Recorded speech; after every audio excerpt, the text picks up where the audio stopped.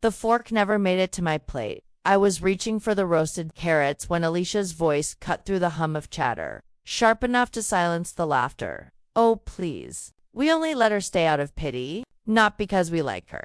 She lifted her glass, gestured toward me as though I were part of the evening's entertainment. A ripple of uneasy chuckles followed.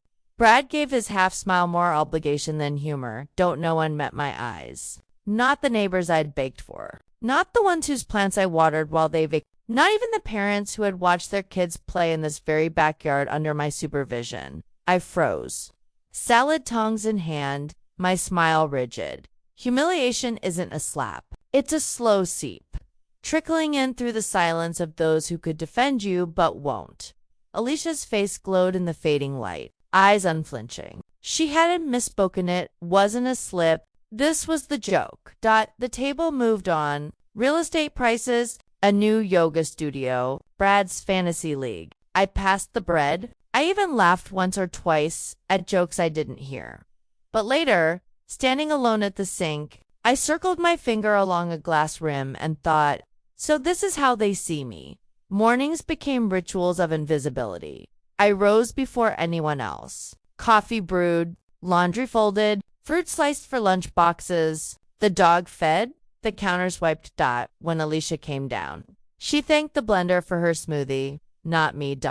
I drove the twins 3 days a week, paid half the grocery bill, hung up Brad's shirts when he dropped them in a heap, replaced the paper towels, tightened loose knobs, scrubbed pans no one else would touch. I wasn't thanked. I wasn't told to stop. I simply wasn't seen. Dinner conversations were about concerts, wine tastings, Brad's coworkers, never about me. When I asked, should I watch the kids Saturday night, Alicia just nodded as if I were a hired hand, not her mother. This wasn't a home. It was a house I orbited, tidying, feeding, filling gaps. A ghost whose labor spoke louder than her presence. But ghosts remember Roswell antiques. My store, my pride, 20 years of polished wood and whispered histories in lace and brass. I sold it when Alicia called crying.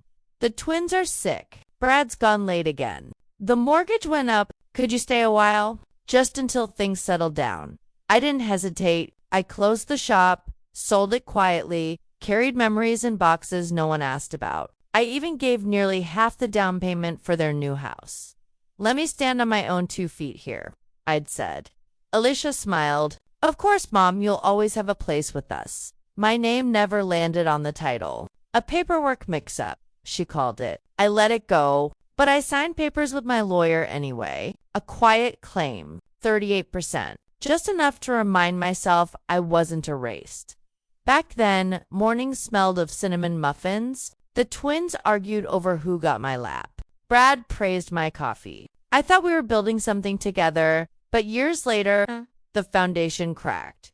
Grandma, why do you live here if nobody likes you? Ethan's voice was innocent, almost curious, as his pajama pants trailed behind him. I smiled, smoothed a tea, told him to wash up, but my chest collapsed inward. Children don't lie. They repeat truths they overhear. That night, behind the office door, I heard Alicia's voice. No, she doesn't pay rent. We're basically her caregivers. It's exhausting. Laughter followed. I stood frozen in the hallway, erased by my own daughter. That night, I unlocked the drawer no one ever asked about. Inside, a leather journal and a folder. First came the words, my own, written after years of silence. Stories of the shop, of my husband's laugh, of teaching Alicia how to polish brass. A reminder of who I'd been. Then came the documents, the deed with my 38%, the account from selling the store, the safety net I'd hidden from everyone, proof I wasn't powerless. The next morning, Ms. Dorsey, my lawyer, slid a thick envelope across the desk. Keep this close. If they push back, don't explain. Just hand it over and walk away. By evening, dinner was lemon chicken. Alicia said it was dry. Brad stared at his phone.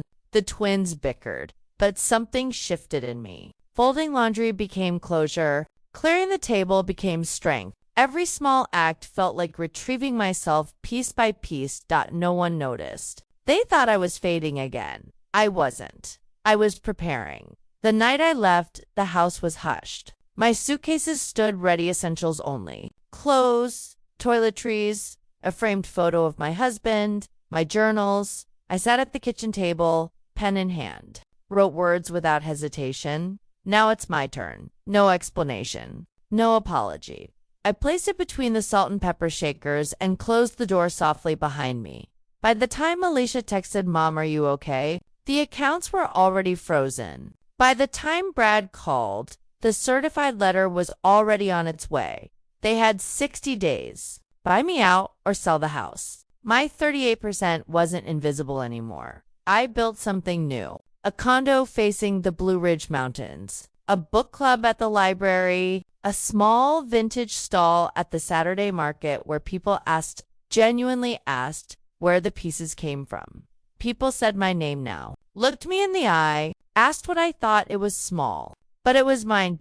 And then the phone rang. Alicia's voice cracked. "We can't make the next mortgage payment without you. The kids keep asking where you went. Can we just talk? Not apology. Not regret. Just need." "You had a mother?" I said calmly. "You chose a servant. I won't be either anymore."